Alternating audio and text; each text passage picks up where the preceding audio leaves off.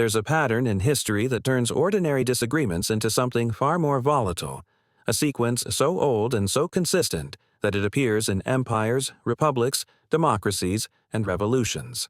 It always begins with debate, sharp, emotional, messy, but still contained within words.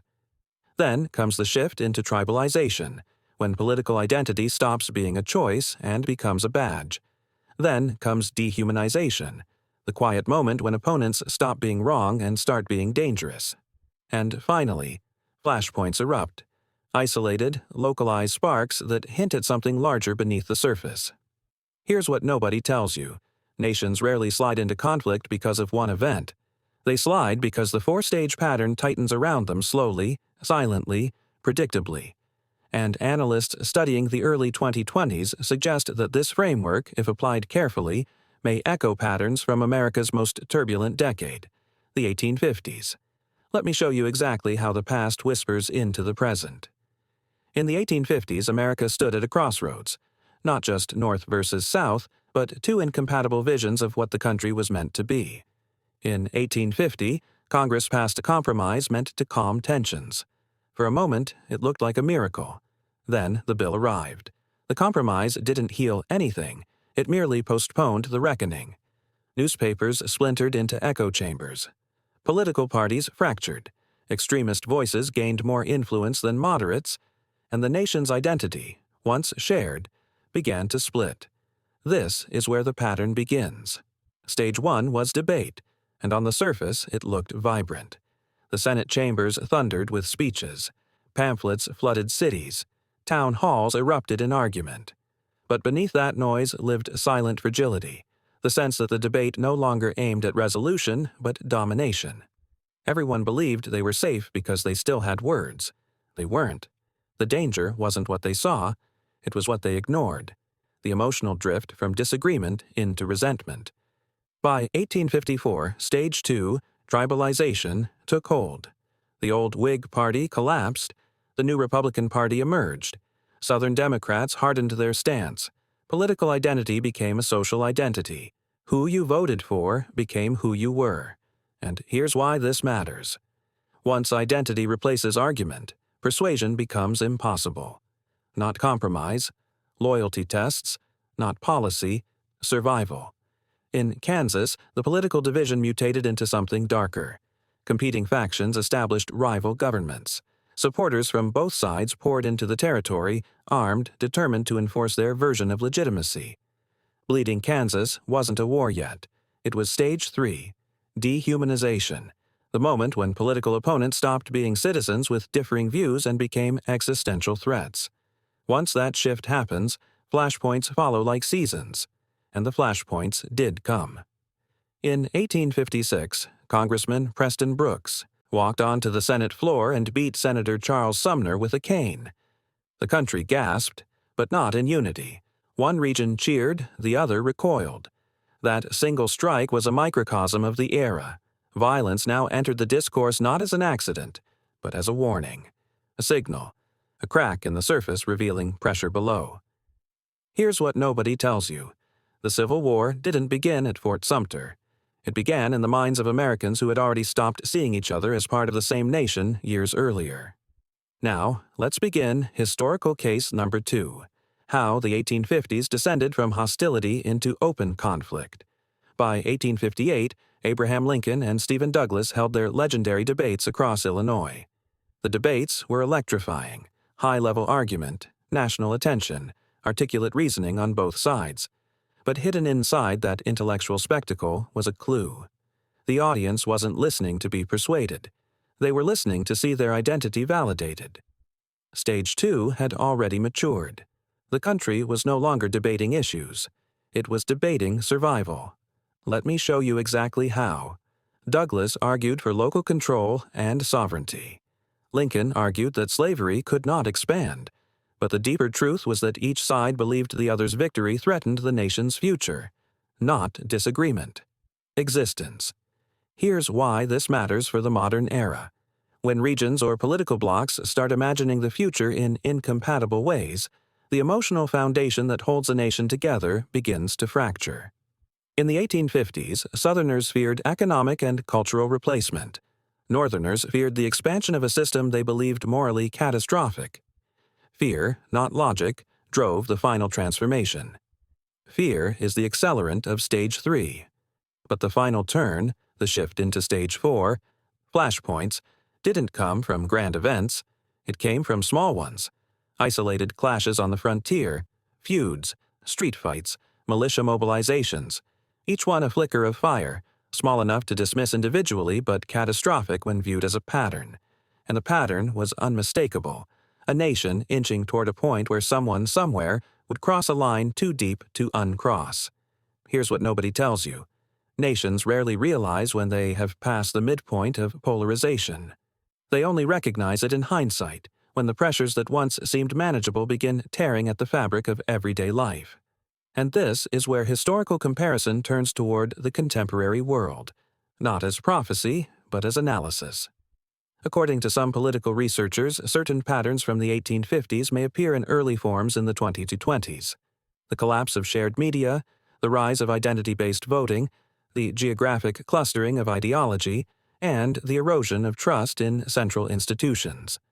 None of these guarantee conflict, but each matches an earlier phase of the pattern. Some analysts argue that modern polarization remains in Stage 2 or Stage 3, not because violence is inevitable, but because rhetoric, identity, and emotional intensity have all hardened.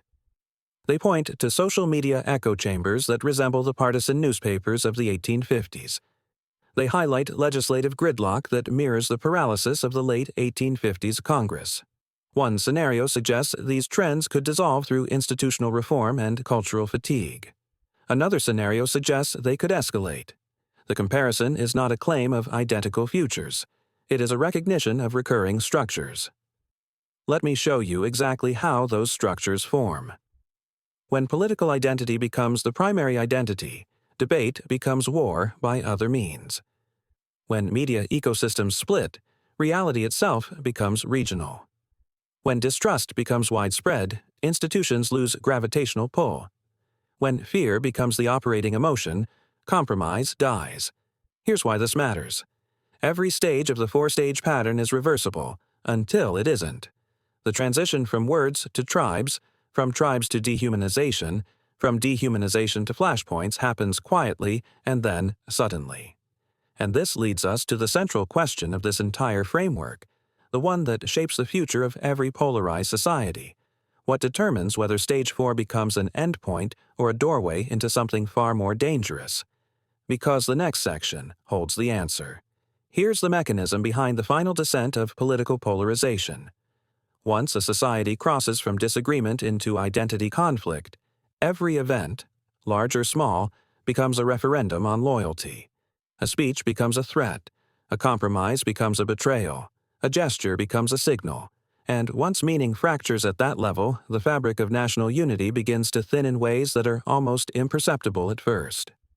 Some analysts argue that this is precisely what transformed the 1850s from a decade of argument into a decade of violence. The shift wasn't sudden, it wasn't dramatic, it was cumulative, it was psychological, and it began with ordinary people changing the way they saw each other. To complete historical case number 2, we return to the late 1850s, when emotional intensity reached a level that made violence feel not inevitable, but permissible. Let me show you exactly how this permission formed. In 1859, John Brown raided the federal arsenal at Harper's Ferry. His goal was to ignite a slave uprising. Instead, he ignited something else: fear. To many in the South, Brown became proof that the North wanted to destroy their world. To many in the North, Brown became a martyr to a righteous cause. Two interpretations of the same event. Not unity. Divergence. That divergence accelerated Stage 3, dehumanization, because each side now believed the other wasn't merely wrong, but dangerous. Everyone thought they were safe. They weren't. The danger wasn't what they saw, it was what they ignored. The way fear rewrites identity. The final turn came in 1860. Abraham Lincoln won the presidency without carrying a single Southern state. For the first time in American history, the electoral map looked like two nations occupying the same land. 4 months later, the first state seceded. Stage 4, flashpoints became unstoppable. And yet here's what nobody tells you. The Civil War didn't erupt because of Lincoln's election alone. It erupted because the stages had already progressed too far for political solutions to serve as pressure valves. By the time violence erupted at Fort Sumter, the pattern had already completed itself. The collapse wasn't an event. It was the endpoint of a cycle. Now, let's expand the lens to historical case number 3, other societies where polarization followed the same 4-stage structure. In 1930s Spain, political debate fractured into rigid identity blocks. Tribes hardened into militias. Dehumanization spread through propaganda. Small clashes escalated into the Spanish Civil War. In Yugoslavia in the 1990s, ethnic identity hardened, rhetoric escalated, and localized violence at the fringes triggered national collapse. In Weimar Germany, a fractured parliament, polarized media, and street-level clashes eroded institutional legitimacy, paving the way for authoritarian takeover. Across each case, different eras, different cultures, the same pattern emerges. Debate, tribalization, dehumanization, flashpoints. Here's why this matters for the modern world, especially the 2020s. According to some political researchers, the early 21st century has revealed a global trend of increased polarization. But in the United States, analysts suggest the structure has unique features. Ideological clustering along geographic lines, the rise of two competing media ecosystems, declining trust in shared institutions, and growing fear-driven rhetoric around existential threats. These aren't predictions of collapse. They are signals, conditional indicators that mirror earlier phases of the pattern. One scenario indicates that modern America may be somewhere between Stage 2 and Stage 3, not because violence is inevitable, but because identity-based politics has grown more intense, and media amplification accelerates emotional feedback loops in ways the 1850s could never have imagined. Let me show you exactly how the pattern might apply conditionally today. Strictly as analysis, never certainty. Stage 1. Debate, still present. Americans continue to debate fiercely, energetically, publicly. But analysts note that debates increasingly aim for symbolic victory rather than persuasion. Stage 2. Tribalization, widely observed. Urban versus rural divides. State-by-state ideological clustering. Voting patterns hardened by identity rather than policy. Stage 3.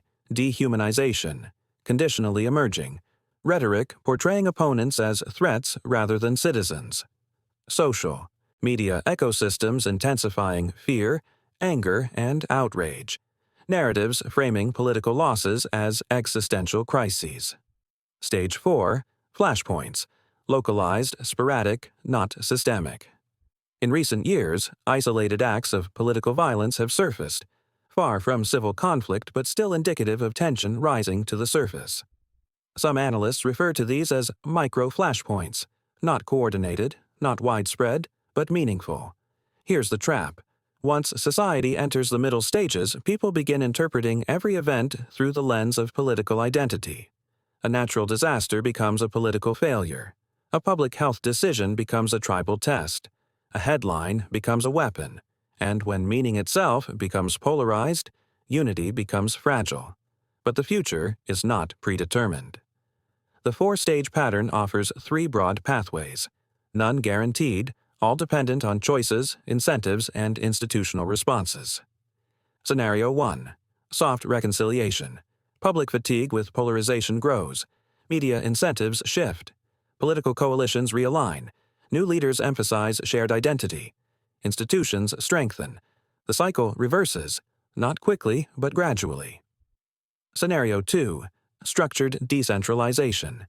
Instead of breaking apart, the nation leans into regional autonomy. States take more control over policy. Federal power thins but remains intact. Polarization becomes a form of controlled divergence rather than fracture. Scenario 3. Escalating fragmentation. Theoretical, not predicted. Under this scenario, polarization accelerates. Tribal identities deepen. Flashpoints multiply. Trust erodes. Institutions weaken. the pattern moves toward late-stage stress. Analysts consider this scenario possible but not inevitable, and contingent on multiple overlapping failures. Here's what nobody tells you. The most powerful force in a polarized society isn't the anger. It's the belief that the other side cannot be reasoned with. If that belief changes, the pattern reverses. If it doesn't, the pattern deepens. Let me show you exactly why patterns matter. Patterns aren't destiny. They're warnings. They're roadmaps drawn in the failures and recoveries of previous nations. They don't tell you what will happen. They tell you what could happen and how close the next turn might be. Here's why this matters. Societies don't collapse because of arguments. They collapse because the emotional infrastructure that holds them together erodes one layer at a time. But that same emotional infrastructure can be rebuilt through shared narratives, shared goals, shared fears, and shared futures. If this framework opened your eyes to how political forces echo across centuries, how identities harden, and how nations rise or fracture based on patterns more psychological than political, then the lesson is simple. To change the future, we must recognize the pattern before we complete it.